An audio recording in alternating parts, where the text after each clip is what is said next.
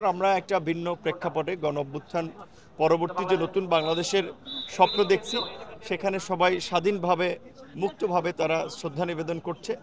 আমরা আশা করি যে ৫২-র যে স্পিরিটের জায়গা থেকে ৭১ সৃষ্টি হয়েছিল, ৭১-এর সে অসমাপ্ত আকাঙ্ক্ষা থেকে ৯০-এর সৃষ্টি হয়েছিল।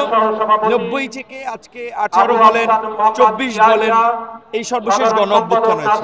কেন? কারণ যেখানে ৫২ এবং ৭১ যে মৌলিক বিষয়গুলো ছিল, একটা স্বাধীন সার্বভৌম ভূখণ্ড প্রতিষ্ঠা, যেখানে সকল নাগরিকদের একটা নাগরিক মর্যাদা স্বাধীনতা থাকবে।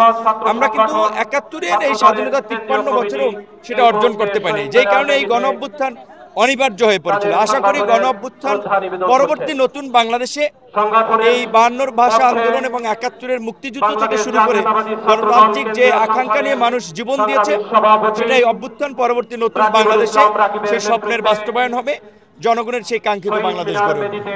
একটা প্রশ্ন আমার ব্যক্তিগত,